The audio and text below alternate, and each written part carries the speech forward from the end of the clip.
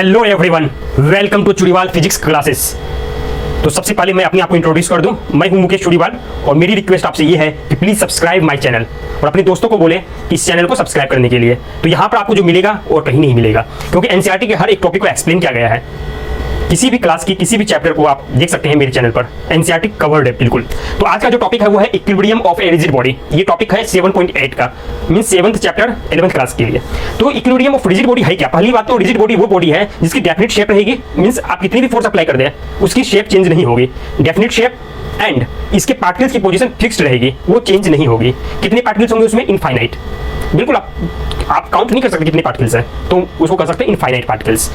तो हमें देखना है इक्विलिब्रियम। इक्विलिब्रियम का मींस मतलब क्या होता है? पहले आपने देखा था पीछे वाली क्लास में, वहां भी इक्विलिब्रियम टर्म थी। इक्विलिब्रियम मींस वहां कोई भी फोर्स अप्लाई नहीं है।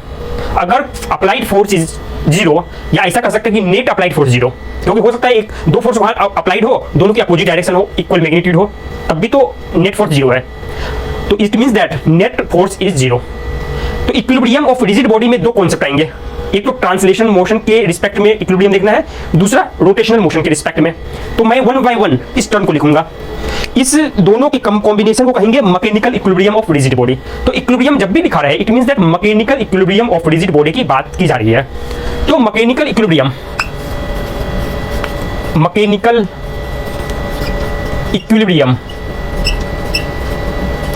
यहां पर mechanical equilibrium of rigid body, clear? Mechanical equilibrium, got it?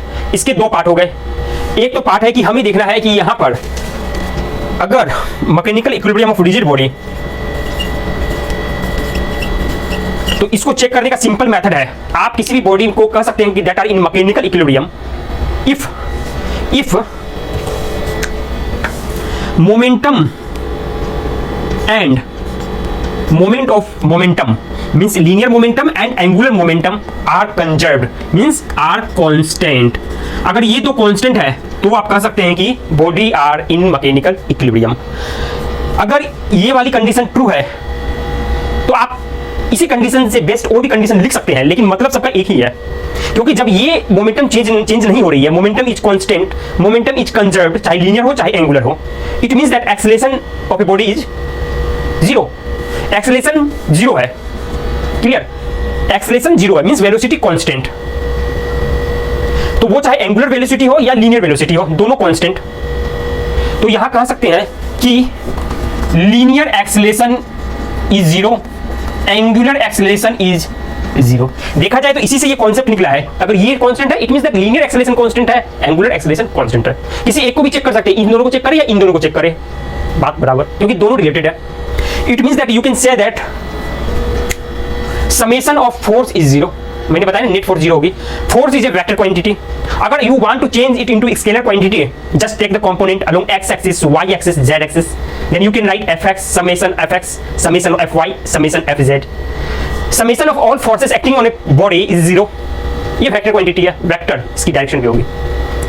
अगर सिर्फ यही कंडीशन हो, यहां पर दो कंडीशन आएंगे, एक ये भी आएंगे एक दूसरी आएंगे। क्या है? Summation of all torque tau acting on A particle is, particle नहीं बोलेंगे, टॉर्क कभी भी सिंगल पार्टिकल पर एप्लीकेबल नहीं है। कैसे लगाएंगे आप टॉर्क सिंगल पार्टिकल पर? फोर्स लगा सकते हैं। तो यहां पर बोलेंगे torque on a rigid body, force भी रिजिड बॉडी की बात कर रहे हैं, क्योंकि रिजिड बॉडी का ही कॉन्सेप्ट देखना है हमें। अगर ये दोनों कंडीशन अगर ट्रू हो जाए then also they are in mechanical equilibrium. अगर सिर्फ f summation of f equal to zero, it means that body are in translational equilibrium. Body are in translational equilibrium.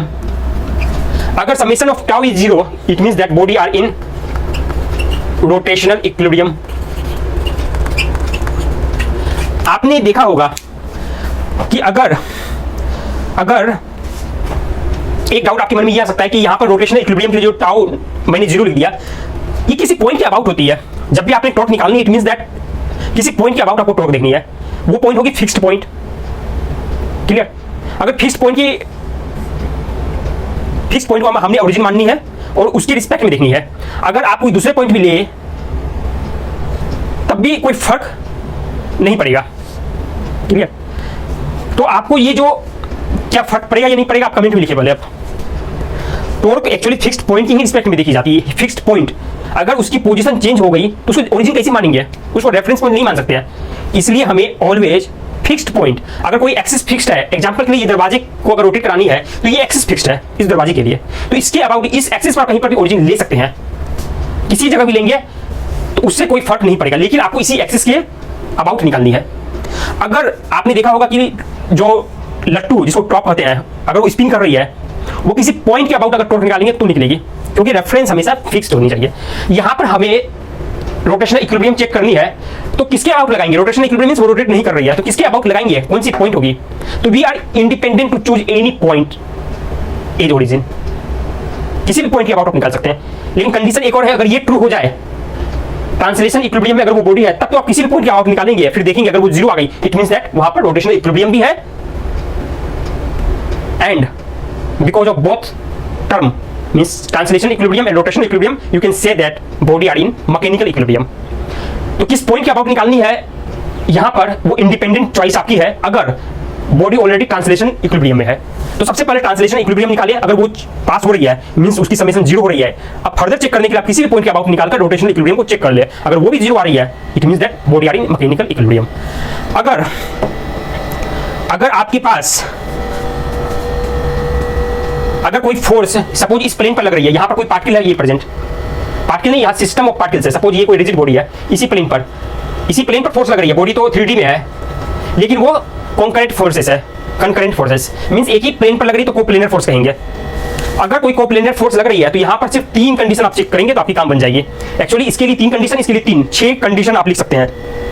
How, कैसे लिख सकते हैं? क्योंकि ये जो वेक्टर है, वेक्टर समेशन, उसमें स्केलर समेशन में आप कर सकते हैं, you just have to take component of that forces along x axis, Y axis and Z axis. यहां भी आप कंपोनेंट लेंगे एक्स वाई जेड एक्सिस के अलोंग, तो आपको 6 इक्वेशन मिल जाएंगे।